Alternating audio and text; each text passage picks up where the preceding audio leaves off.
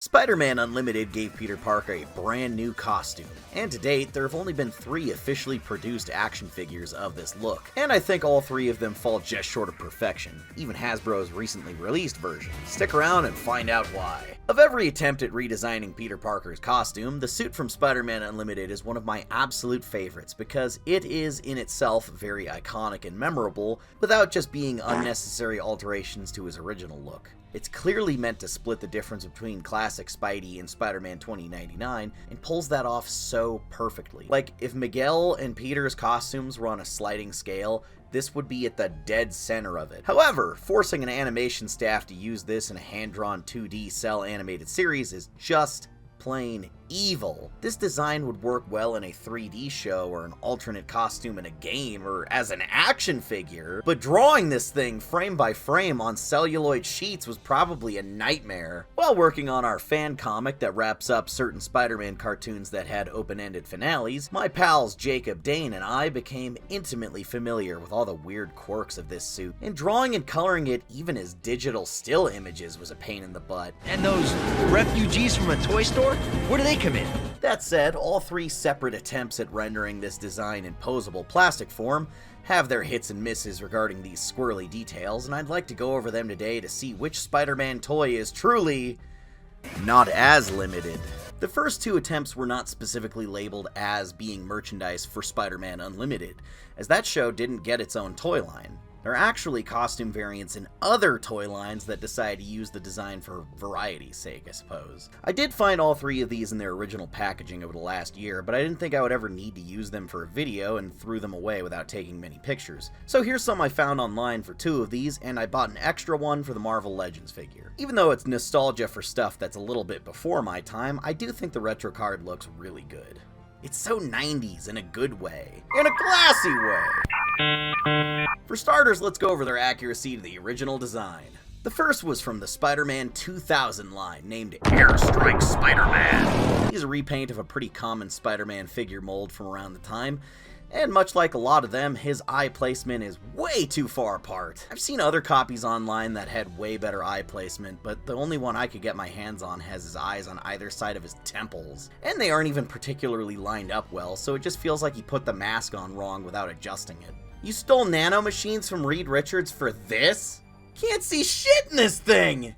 Rather than try and fit all the intricate details of that spider gauntlet on his tiny, pre-molded hands, they just did a red stripe going down and covering the middle 2 fingers like that Nightwing design everyone likes. He's also missing the stripes that wrap around the back of the calves, which is a shame because that's one of the coolest parts of the design. Instead, he has this inexplicable little red toe cap. The logo is close enough to the original to recognize the design, but the bottom 2 legs aren't connected on this one. No cape back here, and he's got a different back logo that weirdly forms into a little diamond-shaped tramp stamp on his tailbone. He's also got a big red baboon ass. I understand they were limited by such a small figure scale and unable to mold in some of the details for budgetary reasons, so taking some liberties was necessary for the paint job, but god, that eye placement is just so unfortunate. Flashing forward to how this actually also came out in 2000. The Spider-Man Classics toy line made use of this costume too for the Spin and Trap Spider-Man design. Hey, why don't you sit and spin, you freaking mook?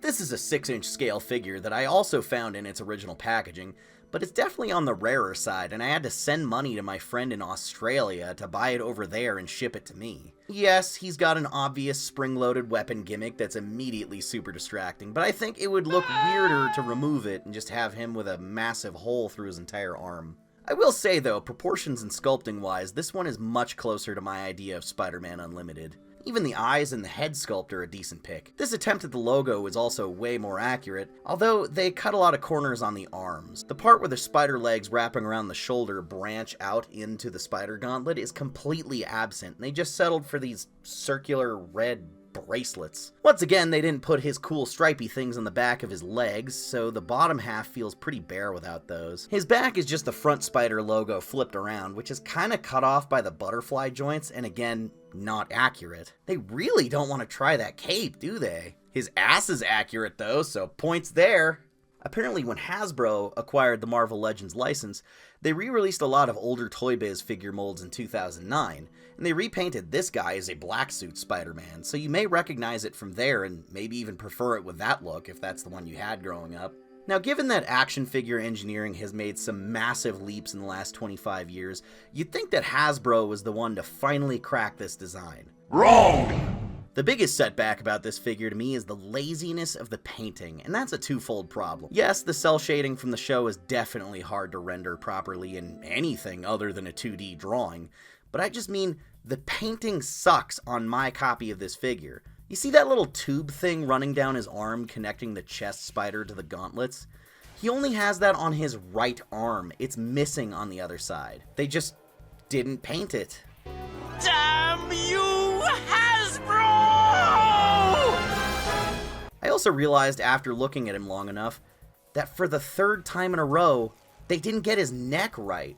His shoulder traps and everything above his collarbone are meant to be red, but the painting stops before it covers the full area, which is really weird because it even looks like they sculpted that area perfectly to be painted the right way. I thought this was bad quality control on this one alone, but then I noticed that's even on the promotional photos. I guess I'm not mad so much as I am fascinated by this because the sculptor set them up perfectly to paint that part the right way. I really wonder at what stage of the design process did this error occur? Did they paint the prototype wrong and then keep it all the way to print? Maybe it happened in the phase of making the 3D render? I guess I just don't know enough about the manufacturing of figures to tell for sure, but I would like a real answer for this at some point, if anyone watching this can provide one without losing their job. And I'm sure you're probably rolling your eyes at me complaining about this painting on the neck, but just think of it like if they painted a normal Spider-Man like this. Otherwise, yeah, let's address the elephant in the room.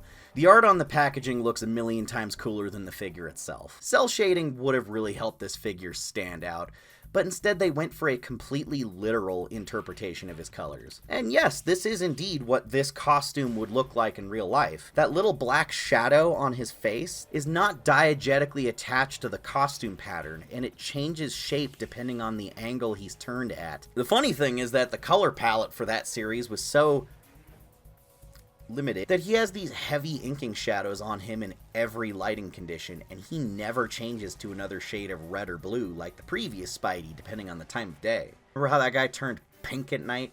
Whether he's in a brightly lit room, out in the city lights at night, in a sewer, standing next to a roaring fire and flames, or in daytime with the sun shining on him, that costume always looks the same. The shadows give him so much aura that they're permanent. What this says to me is that the materials on the suit are probably very shiny and maybe look kind of metallic. Here they went with a matte finish, and the colors are just kind of dull and desaturated. Is it hypocritical of me to say that the stylized lighting would look better on this figure after spending the better part of a decade bitching about Miguel's costume being misinterpreted as blue despite being completely black and red? That's for a jury of my peers to decide, but I think we're just going to land on Xavier prioritizes a red and black color scheme over all else, regardless of logic. You know what?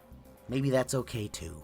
So, quality control issues and low effort painting aside, how does the actual sculpt match up with the likeness of the show's design? He finally has the web cape, and the back logo underneath it is 100% perfect. This is the best attempt so far at his chest logo, and the sculpted in detail is a much appreciated touch after the first two just painted it on. The way the logo doesn't even break with the shoulder articulation on these butterfly joints is fantastic.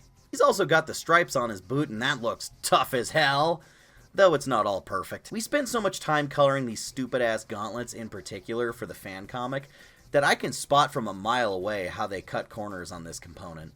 I figured from that old teaser image a while back that this would be sculpted into the wrist and the hands would be the only part that's removable, but it's actually like one of those little spider rings you get on Halloween. I suppose having the spider gauntlet be a removable and flexible piece is a good compromise to accommodate for swappable hands and being able to pose with the wrists, but the legs on the spider are bent outward on both sides, making them asymmetrical, and they don't line up with the hands at all the way they're supposed to. I realized later that this was because of how they're crammed into the packaging, being bent from the lack of clearance. And this is probably consistent on all of these figures. So I bought a second one for reasons I'll explain later, and saw it also had that problem. And then I came across a third one in the wild at GameStop that I didn't buy, and confirmed that the gauntlet is bent on all 3 of them. Plus, you know, they forgot that little squiggly W shape where the legs attach on the inner wrist. This looks so cool, but man, is that unnecessarily complicated. In the actual costume, these legs on the spider go between his fingers and meet together on the palms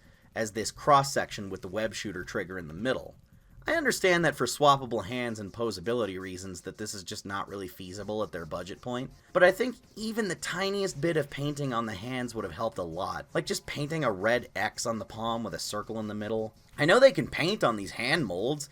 The main costume has webs on the palms, so I'm sure there's some kind of method. But alas, his hands are just solid, unpainted plastic. This head sculpt is... it's okay. I know some people hate it and think it's too round. I agree it doesn't quite capture the shape of the drawing in the show as well as Hasbro's other animated figures, but it's generic enough that I can live with it. Like, I don't look at it and immediately think, yeah, that's wrong. I have to stare at it a little bit to realize that. In terms of posability, I think the winner here is pretty clear. Like, so clear it doesn't warrant a comparison, really. This guy is stiff as a board. This one's a definite step up, but his legs just feel like they're permanently stuck in this awkward stance for being in the package so long. His elbow doesn't do nothing. For sheer number of joints and posing options, Hasbro's take wins hands down. But unfortunately, he just feels kinda gummy and rubbery. When I pose him, I can feel the joints in his legs separating, and I'm terrified I'm gonna break off one of the limbs. It just doesn't feel sturdy how you'd want it to. I know pinless joints have people super stoked, but Toy Biz had that shit figured out when I was 2 years old. So I think it should be more of the standard this many years later than a special feature. However, the accessories game is a whole different story. Spin & Trap comes with this little firing range and a spinning venom standee to shoot at for some web target practice. I'm not sure why he has this tiny, filthy mirror on him that was dirty before I even opened it out of the package. Spinning it is also not really easy, but Spin & Trap is the name on the packaging, so he's gonna spin, damn it. Oh yeah! What is he trapped, though? I'm not... Where's the trap component of this? Thankfully, his web projectile has a string affixed to his arm, so you don't lose it the first time you fire it, and then the cat gets it and chews it up. It's not the most powerful spring-loaded rocket I've ever seen, but it'll knock down some plastic cups or some foam rocks or whatever in your commercial. Airstrike Spidey has this, scuba spacesuit jetpack targeting computer thing. It has a flexible little piece on the bottom that wraps around and plugs into the back, and it's a pain to get into place. Man, go fuck yourself. Oh, wait! Wings are kind of sloppily molded on the pegs that attach to the backpack, so it's hard to get those to stay in. I'll give him this, though. He'd make Ken or Boba Fett proud with that dangerous-ass rocket. Yeah! Take that, my cousin Alejandro's eyeball. And Hasbro Spidey Unlimited has extra hands. Yep, he's got fists, wall crawlers, and the classic thwip hands. The standard set that every self-respecting Spidey toy in this day and age should come with by default. Toys just don't really come with gimmicky bullshit anymore. I barely ever played with these types of accessories as a kid, but somehow it saddens me to see them no longer a priority. It's probably because adult toy collectors have become so dominant in the market and use these more for display purposes than imagination and role-playing. Here's a couple side-by-side comparisons with my other Spidey figures. Some animated ones, and then that new guy that everyone's mad about. Hey, if you haven't watched 5POA and Thews Reviews, those are my 2 favorite toy review channels, so I'll link them down in the description. Go check them out and tell them Xavier sent you, because they're big inspirations for me wanting to try this video format. God, that paint job just makes me so sad. I bought these other 2 figures once I heard Hasbro was finally tackling this design because I was so excited to see all 3 of them lined up together. The final result is underwhelming when none of the 3 of them really look as good as I was hoping for. I'm not getting the dopamine hit. It's a decent figure if you don't give a damn about this short-lived, forgotten show from a quarter of a century ago. I just wish it had as much care and love put into it as the figures they make for the 1994 series. I guess they know people are more nostalgic for that one, so they showed a little more effort and respect, but I think this guy deserves some love too. I've waited a long time for a really good Spider-Man Unlimited figure, and it looks like I'll have to keep waiting. Actually, hold on, you know what? If Hasbro isn't gonna give a damn, maybe I can. I have some dams to give. Like 3 or 4. I know someone who can help. My dad, GodzillaMendoza Sr. The angry painter, man. I'm angry because I don't know what I'm doing. Oh. Well, that sucks. Oh shit! He's been painting figures since he was playing D&D as a kid in the 70s. He's got a big selection of nice acrylic paints and a keen eye for it, so let's see if we can spruce this guy up a little bit together as a father-son bonding thing. We can make it look a little bit more how I was hoping for from the very start. I know cel shading on figures isn't especially popular, in fact some people outright hate it, but sometimes it can look really cool on things like Mondo figures or the NECA TMNT toys. If I take some inspiration from those, maybe we can achieve a nice look. Let's go! Jesus, I don't even know where to start. Painting this with my dad was a lot of fun. Him and I both have really bonded over nerdy shit all my life, and collecting toys is a shared passion of ours. Same with my mom. She collects superhero-themed Barbies and has been since I was like 5 years old, and I get them for her every Christmas. My little sister may also have one of the most complete Monster High collections in the world, but we've yet to verify that. I think she's only missing a handful of them, and the entire family gifts them to her all the time to make sure she has all of them and doesn't fall too far behind when there's a new wave.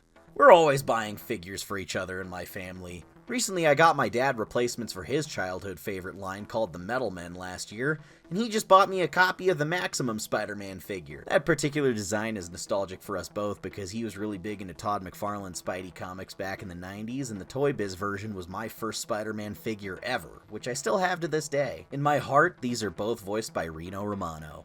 I'm already at full health. Over a few days, we took turns doing different paint layers on it. I know toy reviewers love to say paint apps. It makes them feel so cool when they can say paint apps every other sentence. Look at these paint apps! It took a couple layers to find a shade of black that I liked, but we got this really nice glossy red on the first try. I also had the idea to fix the tubes on his arms by making them out of epoxy sculpt so they were raised instead of just painted on. I went for a lighter blue for the highlights to match the look of the show more. I did paint his original head, but I also used some epoxy sculpt to modify an Assassin Spider-Man head so he'd have a more accurate lens and face shape. It looks the most noticeably better in a profile view. I like that head because he has that angry, furrowed brow. If we ever did this again, we'd probably use some thinner on the paint so it wasn't so thick and gummy, and we'd do less layers because it did add a little bit of bulk that lost the nuances of the sculpt here and there. But again, this is my first time, so I'm still learning. I didn't do this with the intention of showing Hasbro up like, oh, I can do so much better than all these industry professionals. It still looks like it was painted by hand, and I've never modified an action figure before this. Unless you count, like, gumming up a Toy Biz Spider-Man with black modeling clay so he could have a more immersive reenactment of the bell tower scene. The idea was just to give a kind of proof of concept for what I was hoping the figure would look like, while trying to keep the paint in the realm of something they could reasonably do on their budget based on previous cel-shaded figures from Hasbro. The only part that's pushing it is probably the lines on the cape. It would be cool if they ever released a new variant with this same mold someday. Maybe a VHS box re-release with a much nicer looking version 2.0 is on the horizon.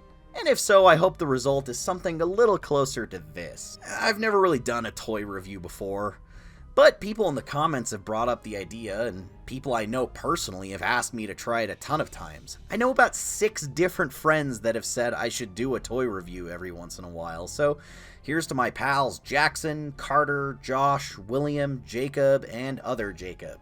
This one's for you guys! If you want to see me do more of these types of videos in addition to my usual stuff, please let me know and I'll try to fit one into the schedule when I get the opportunity.